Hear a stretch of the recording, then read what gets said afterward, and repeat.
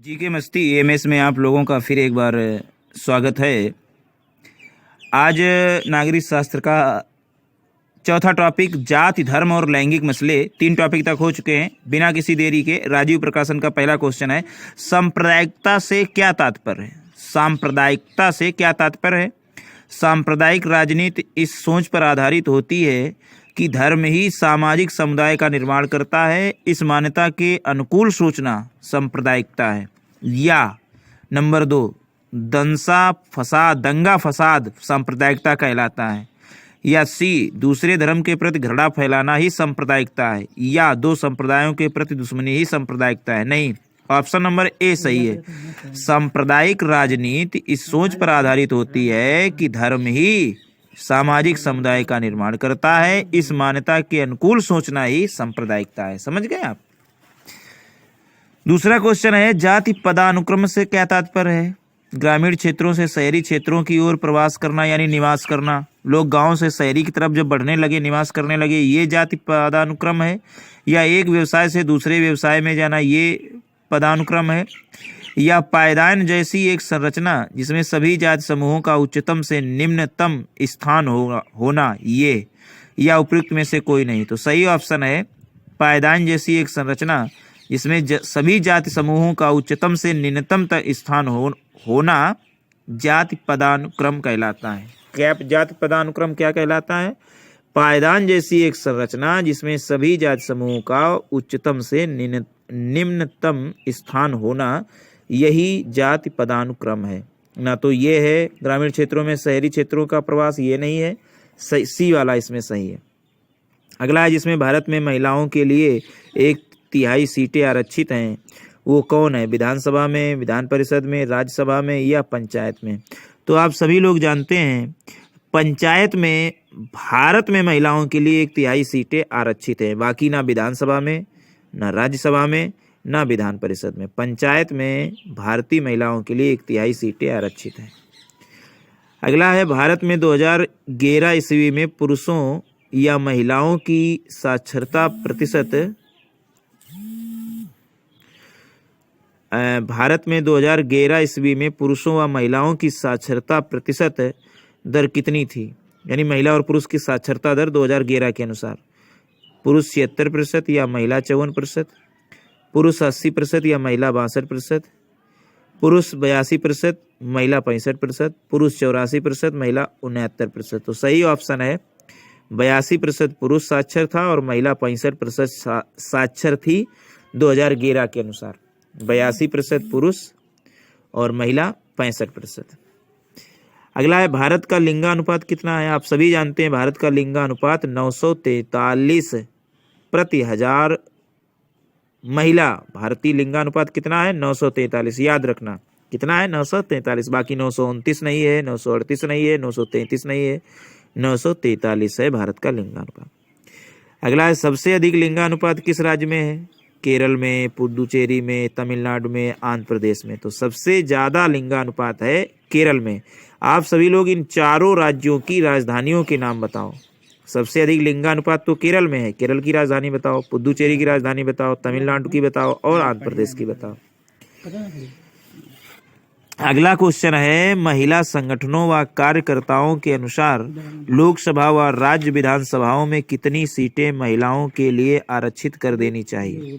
महिला संगठन जो हैं उनके अनुसार कितनी लोकसभा और राज्यसभा में महिलाओं के लिए आरक्षित कर देनी चाहिए? 1/3, 1/4, 2/3, 3/4। महिलाओं कार्यकर्ताओं के अनुसार कितनी बताई गई हैं? 1/3 सीटें या 1/4 या 2/3 या 3/4। तो सही है 1/3 सीटें विधानसभा और लोकसभा में आरक्षित कर देनी चाहिए, ऐसा मानना है महिला संगठनों का और महिला कार्यकर्ताओं का। 8वां क्वेश्चन है, एक ऐसे समुदाय के लोग जो साधारणतः पहाड़ी और जंगली क्षेत्रों में रहते हैं और जिनका बाकी समाज से अधिक मेलजोल नहीं है, ये भारतीय समाज के किस वर्ग के हैं? तो ऐसे समुदाय के लोग जो साधारणतः पहाड़ी और जंगली क्षेत्रों में रहते हैं और जिनका बाकी समाज से अधिक मेलजोल नहीं है, ऐसे भारतीय समाज के किस वर्ग के हैं? पिछड़ा वर्ग के, अनुसूचित जातियों के या अनुसूचित जनजातियों के या सामान्य वर्ग के?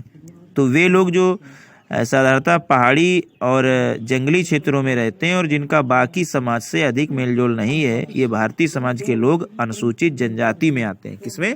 अनुसूचित जनजाति में। नवा है वे हिंदू जातियां जिन्हें हिंदू सामाजिक व्यवस्था में अछूत माना जाता है। हिंदू सामाजिक व्यवस्था में अछूत माना जाता है और भेदभाव तथा तिरस्कार की दृष्टि से देखा जाता था। ये भारतीय समाज के किस वर्ग में है?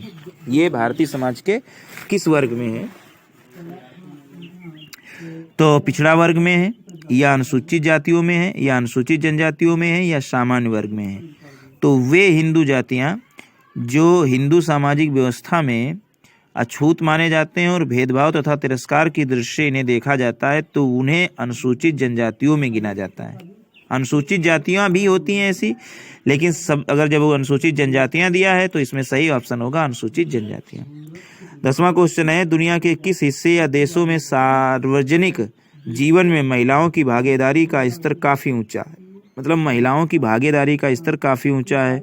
स्वीडन, नॉर्वे, फिनलैंड में, अमेरिका, कनाडा, मैक्सिको में, वियतनाम, लाओस और कंबोडिया में, ब्रिटेन, फ्रांस और इटली में। तो सही ऑप्शन है स्वीडन, नॉर्वे और फिनलैंड में। दुनिया में सबसे ज्यादा सार्वजनिक जीवन में महिलाओं की भागीदारी स्वीडन में है, नॉर्वे में, फिनलैंड में। ये जोड़ा सही है। बाकी वियतनाम, लाओस और कंबोडिया ये गलत है। सही है स्वीडन, नॉर्वे और फिनलैंड। 11वां है भारत के राज्यों की विधानसभाओं में महिलाओं का प्रतिनिधित्व कितना है? तो भारत के राज्यों की विधानसभाओं में महिलाओं का प्रतिनिधित्व 5% से कम है, या 7% से कम है, या 10% से कम है, या 12% से कम है। तो भारत के राज्यों की विधानसभाओं में महिलाओं का प्रतिनिधित्व 5% से कम है। सही ऑप्शन ए सही है। भारत में विधानसभाओं में महिलाओं का प्रतिनिधित्व कितना है? 5% से कम। 12वां है विवाह, तलाक, गोद लेना और उत्तराधिकार जैसे परिवार से जुड़े। तो विवाह, तलाक, गोद लेना और उत्तराधिकार जैसे परिवार से जुड़े मसलों पर संबंधित कानून कहलाता है उत्तराधिकार कानून, विवाह संबंधी कानून, पारिवारिक कानून या तलाक संबंधी कानून। तो देखिए विवाह, तलाक, गोद लेना और उत्तराधिकार जैसे ये कानून है, ये परिवार से जुड़े मसले हैं। इनको पारिवारिक कानून के अंतर्गत रखा जाता है, ना तो उत्तराधिकार के अंतर्गत, ना तो विवाह संबंधी कानून के अंतर्गत, ना तलाक संबंधी कानून के अंतर्गत। इनको रखा जाता है पारिवारिक कानून के अंतर्गत। अगला क्वेश्चन है परिवार से जुड़े मसलों पर संबंधित कानून क्या कहलाता है? तो पारिवारिक कानून हो गया। अगला क्वेश्चन है भारत एक धर्मनिरपेक्ष राज्य के बारे में कौन सा कथन सही नहीं है? किसी भी धर्म की पालन की स्वतंत्रता। तो ये तो सही है, किसी भी धर्म का आप पालन करें। कोई भी राजकीय धर्म नहीं है, ये भी सही है। भारत का कोई राष्ट्रीय धर्म थोड़ो है, सब धर्म का सम्मान करता है। धर्म के नाम पर भेदभाव करने की मनाही, बिल्कुल बात सही। धर्म के नाम पर आप किसी के साथ भेदभाव नहीं कर सकते। और लास्ट ऑप्शन या धार्मिक अल्पसंख्यकों के लिए सीटें आरक्षित करता है, ये गलत है। धार्मिक ये नहीं है कि मुस्लिम कोई सीट हो या हिंदू कोई सीट हो, धर्म के आधार पर कोई सीट आरक्षित नहीं है। हाँ, एससी, ओबीसी इसके आधार पर है, महिला के आधार है, लेकिन ये नहीं धर्म के आधार पर कोई सीट आरक्षित होगी। तो यही वाला गलत है, चौथा वाला। बाकी किसी भी धर्म का पालन की स्वतंत्रता ये है, कोई भी राजकीय धर्म नहीं है, ये भी सही है। धर्म के नाम पर भेदभाव करने की मनाही, ये सही है। 14वां क्वेश्चन है धर्म को राजनीति से कभी अलग नहीं किया जा सकता, ये शब्द किसने कहे? डॉक्टर राजेंद्र प्रसाद ने, महात्मा गांधी ने, डॉक्टर राम मनोहर लोहिया ने, जवाहरलाल नेहरू ने। तो सही ऑप्शन है महात्मा गांधी ने कहा था कि धर्म को राजनीति से कभी अलग नहीं किया जा सकता, ये कहा था महात्मा गांधी जी ने। 19वां क्वेश्चन है जब हम लैंगिक विभाजन की बात करते हैं तो हमारा अभिप्राय होता है, मतलब लैंगिक विभाजन का क्या मतलब है? स्त्री व पुरुष के बीच जैविक अंतर, समाज द्वारा स्त्री व पुरुष को दी गई असमान भूमिकाएं ये है, या बालक बालिकाओं की संख्या का अनुपात, या लोकतांत्रिक व्यवस्थाओं में महिलाओं को मतदान का अधिकार न मिलना। तो सही ऑप्शन है समाज द्वारा स्त्री व पुरुष को दी गई असमान भूमिकाएं जो हैं वही लैंगिक विभाजन है। समाज द्वारा स्त्री व पुरुष को दी गई असमान भूमिकाएं ही लैंगिक विभाजन है।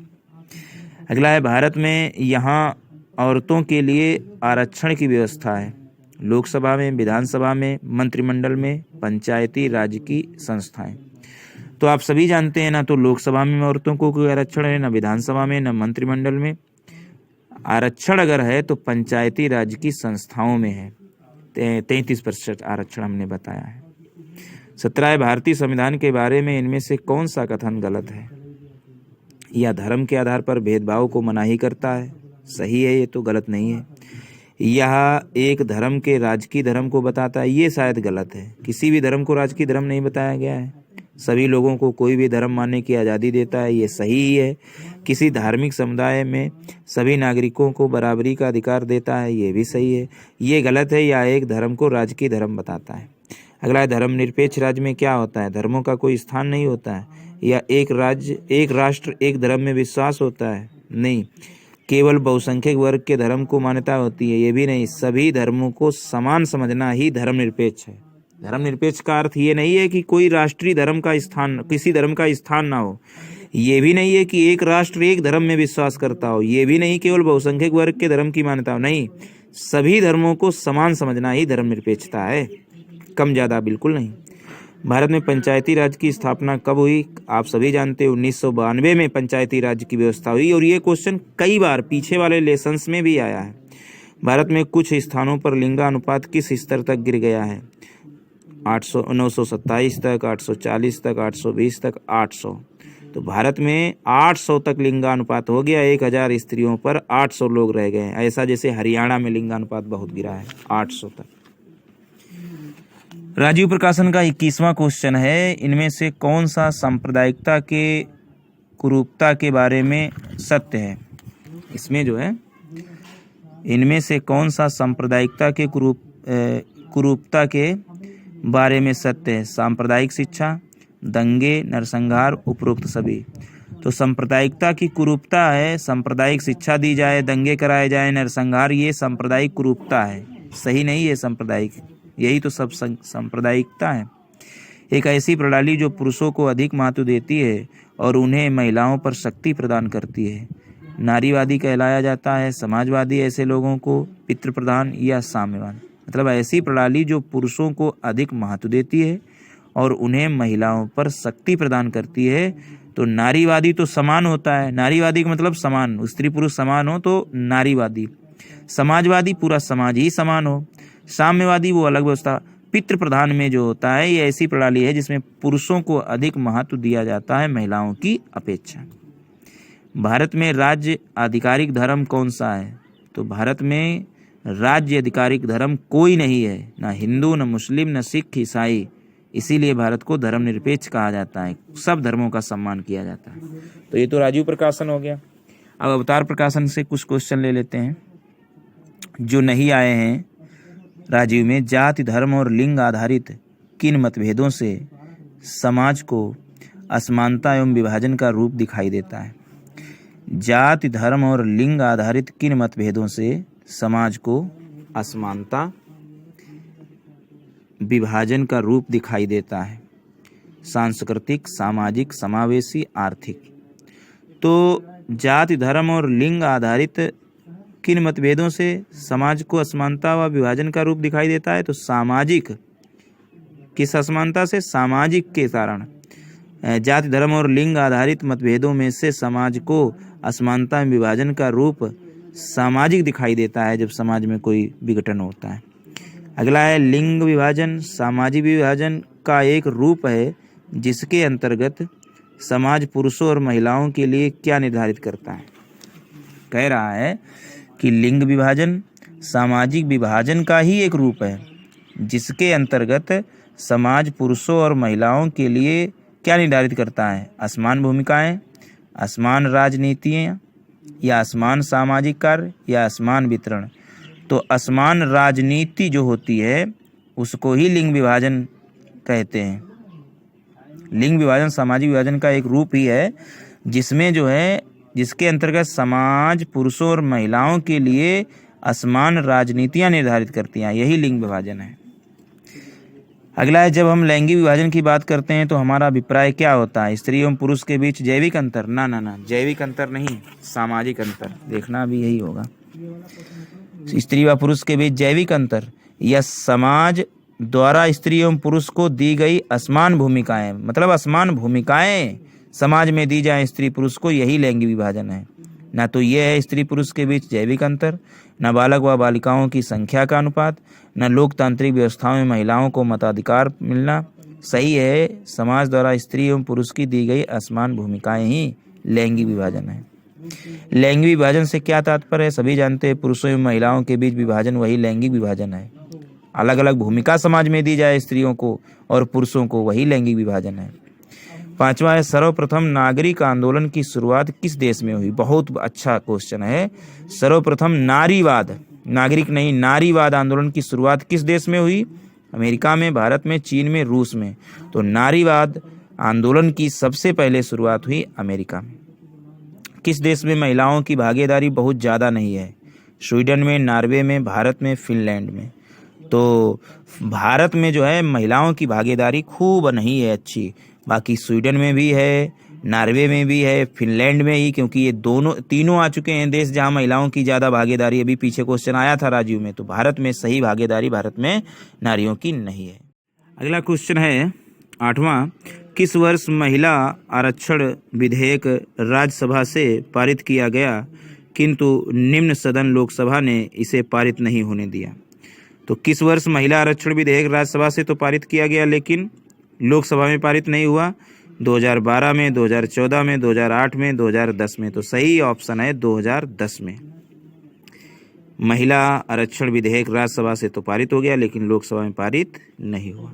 धर्म के आधार पर राजनैतिक गठबंधन किसका रूप होता है? सामाजिकता का अभाव, सांप्रदायिकता, वैज्ञानिक कारण, आर्थिक समावेशन। तो धर्म के आधार पर राजनैतिक विभाजन जो होता है, गठबंधन, राजनैतिक गठबंधन जो होता है वो सांप्रदायिकता का रूप होता है। किसका? सांप्रदायिकता। सांप्रदायिक राजनीति से क्या अभिप्राय है? राजनीति में विभिन्न समुदायों की भागीदारी। जब राज्य शक्ति का उपयोग बाकी समूहों में एक धार्मिक समूह के वर्चस्व की स्थापित करने के लिए किया जाता है तब सांप्रदायिक राजनीति है। या साम्यवादी सरकार सांप्रदायिक राजनीति है। तो सभी ये हैं। सांप्रदायिक राजनीति से तात्पर्य राजनीति में विभिन्न समुदायों की भागीदारी हो। जब राज्य शक्ति का उपयोग बाकी समूहों में एक धार्मिक समूह के वर्चस्व की स्थापित करने के लिए किया जाए या साम्यवादी सरकार, तो उसे सांप्रदायिक राजनीति कहते हैं। अगला क्वेश्चन है, सांप्रदायिक राजनीति इस धारणा पर आधारित होती है कि एक धर्म दूसरे से श्रेष्ठ है या विभिन्न धर्मों के लोग नागरिक के रूप में खुशी खुशी साथ रह सकते हैं या एक धर्म के अनुयायी एक समुदाय बनाते हैं, ये सही है। या एक धार्मिक समूह का प्रभुत्व शेष सभी धर्मों पर कायम करने में शासन की शक्ति का प्रयोग नहीं किया जा सकता। तो सांप्रदायिक राजनीति इस धारणा पर आधारित है कि एक धर्म के अनुयायी एक समुदाय बनाते हैं, वही सांप्रदायिक राजनीति होती है। तो इसमें जो है तीसरा सही है। तीसरा का मतलब पहला और तीसरा सही है। तो एक तो ये सही है कि एक धर्म के अनुयायी एक समुदाय बनाते हैं और एक धर्म दूसरे से श्रेष्ठ मानते हैं, ये सही है। तो सी वाला सही है। बाकी ये गलत है कि विभिन्न धर्मों के लोग नागरिक के रूप में खुशी खुशी साथ रहते हैं, तो फिर वो सांप्रदायिकता का मतलब ही नहीं रहेगा, ये गलत है। और चौथा भी गलत है, एक धार्मिक समूह का प्रभुत्व से सभी धर्मों पर कायम करने में शासन शक्ति का प्रयोग नहीं किया जा सकता, नहीं किया जा सकता है। तो आ और बा सही है, पहला और तीसरा। अगला है, कौन सा सांप्रदायिकता के कुरूप रूप के विषय में सत्य है? सांप्रदायिक दंगे, सांप्रदायिक हिंसा, दंगे, नरसंहार, ये सभी। तो ये सभी है सांप्रदायिक कुरूपता बढ़ाने में, ये तो हमने अभी बताया भी था। अगला है, राजनीति में सांप्रदायिकता का कौन सा रूप ले सकते हैं?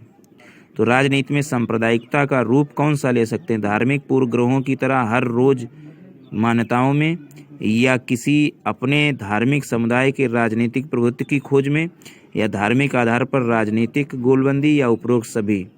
तो राजनीति में सांप्रदायिकता का रूप धार्मिक पूर्वाग्रहों की तरह हर रोज मान्यताओं में हो सकता है, या किसी के अपने धार्मिक समुदाय के राजनीतिक प्रभुत्व की खोज हो सकती है, या धार्मिक आधार पर राजनीतिक गोलबंदी हो सकती है। ये सभी हैं राजनीति में सांप्रदायिकता। मतलब धर्म के आधार पर गोलबंदी कर सकते हो, किसी धार्मिक समुदाय को राजनीति में प्रभुत्व की खोज दिखा सकते हो, और धार्मिक पूर्वाग्रहों की तरह रोज मान्यता दे सकते हो। अच्छा, कौन से देशों में किसका आधिकारिक धर्म है? निम्न देशों में किसका आधिकारिक धर्म है? श्रीलंका का, पाकिस्तान का, इंग्लैंड का, ये इन सभी का।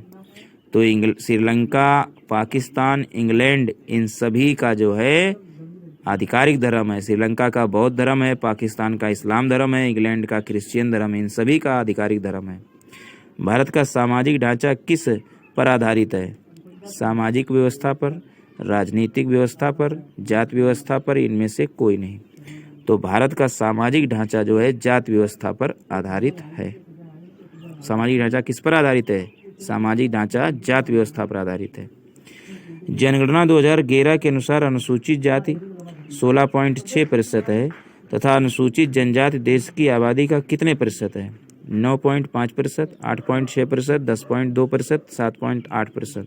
तो 10.2% जो है अनुसूचित जनजाति है देश की, 10.2, और अनुसूचित जनजाति 10.2, और अनुसूचित जाति जो है 16.6, और जनजाति 10.2।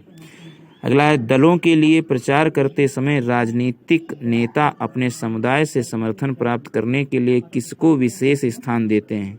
क्षेत्रीय भावनाओं को, जातिगत भावनाओं को, राजनीतिक भावनाओं को, या आर्थिक भावनाओं को? तो सबसे ज़्यादा राजनेता जो है विशेष याचना करते हैं, जातिगत भावनाओं को विशेष स्थान देते हैं। किसको? जातिगत भावनाओं को। राजनीति भी जातियों को राजनीतिक क्षेत्र में लाकर जाति व्यवस्था को करती है क्या? समायोजित, गतिविधि प्रधान, सामाजिक कार्यों का अनुसरण, प्रभावित। तो राजनीति भी जातियों को राजनीतिक क्षेत्र में लाकर जाति व्यवस्था को करती है क्या? प्रभावित करती है। राजनीति भी जातियों को राजनीतिक क्षेत्र में लाकर जाति व्यवस्था को प्रभावित करती है, ना तो समायोजित तो करती ही नहीं है और लड़ाई पैदा कराती है, सिर्फ प्रभावित करती है। अगला क्वेश्चन है, सूची फर्स्ट सूची सेकंड का मेल कराइए और नीचे दिए गए कूट पर सही उत्तर लिखिए। जैसे सूची 1 है, अधिकारों और अवसरों के नाम में स्त्री एवं पुरुषों की बराबरी मानने वाला व्यक्ति जो है, अधिकारों और अवसरों के मामले में स्त्री एवं पुरुषों की बराबरी मानने वाला व्यक्ति जो है वो कैसा होगा? नारीवादी होगा। कैसा होगा? नारीवादी होगा। ये तो इसमें ये वाला मिलेगा, नारीवादी। दूसरा, धर्म को समुदाय का मुख्य आधार मानने वाला व्यक्ति, धर्म को समुदाय का मुख्य आधार मानने वाला व्यक्ति सांप्रदायिक होगा, तो इसमें ए सही है। जाति को समुदाय का मुख्य आधार मानने वाला व्यक्ति जातिवादी, तो इसमें डी सही है, चौथा। और फिर एक बचा, व्यक्ति के भेदभाव न करने वाला व्यक्ति, धार्मिक आस्था के आधार पर व्यक्ति के बीच में भेदभाव ना करे, उसे कहते हैं धर्मनिरपेक्ष। तो सभी हो गए। जो स्त्रियों और पुरुषों को समान अधिकार दे, नारीवादी। जो धर्म को समुदाय का मुख्य आधार माने, वो सांप्रदायिक। और जो जाति को समुदाय को मुख्य आधार माने, वो जातिवादी। और जो व्यक्तियों के भेदभाव में धर्म का ना माने, तो धर्मनिरपेक्ष। ये चारों सही, एक दूसरे से मैच ऐसे हो जाए। काका बुक 2023 में पहला क्वेश्चन है, सामाजिक विभाजन और भेदभाव वाली सामाजिक असमानताएं कौन सी हैं? धन धर्म शिक्षा, या शिक्षा गोत्र संपत्ति, लिंग धर्म जाति, या जाति धर्म संप्रदाय। तो सामाजिक विभाजन और भेदभाव वाली सामाजिक असमानताएं हैं लिंग धर्म जाति। क्या है? लिंग धर्म जाति। धन धर्म शिक्षा कैसे भेदभाव कराएगी? ये तो गलत। शिक्षा जिसमें होगी वो भेदभाव नहीं, लिंग पर, धर्म पर, जाति पर, यही सामाजिक विभाजन और भेदभाव है, शिक्षा नहीं कराती है। आगे है, किस देश में सार्वजनिक जीवन में महिलाओं की भागीदारी का स्तर काफी ऊंचा है? तो भारत में नहीं है, चीन में नहीं है, अमेरिका में नहीं, स्वीडन में है। सार्वजनिक जीवन में महिलाओं की भागीदारी पर सबसे अच्छा ये स्तर है स्वीडन का। भारत में स्थानीय निकायों में महिलाओं को कितने प्रतिशत आरक्षण दिया गया है? आप सभी जानते हैं 33%। अभी हमने बताया, वही पंचायती हैं, स्थानीय निकाय हैं, कितने प्रतिशत आरक्षण? 33%। जातिगत भेदभाव से मुक्त सामाजिक व्यवस्था के लिए किसने काम किया? महात्मा गांधी ने, डॉक्टर भीमराव अम्बेडकर ने, दयानंद सरस्वती ने, राजा राम मोहन राय ने। तो जातिगत भेदभाव से मुक्त होकर सामाजिक व्यवस्था के लिए कार्य किया डॉक्टर भीमराव अम्बेडकर ने। सार्वभौम वयस्क मताधिकार से क्या आशय है? एक व्यक्ति एक वोट, ये सार्वभौम वयस्क मताधिकार है? या वयस्कों को ही वोट देने का अधिकार, ये वयस्क मताधिकार है? या शिक्षित व्यक्तियों को ही वोट देने का अधिकार ये है? या पुरुषों को ही वोट देने का अधिकार ये है? तो सार्वभौम वयस्क मताधिकार से आशय है एक व्यक्ति एक वोट।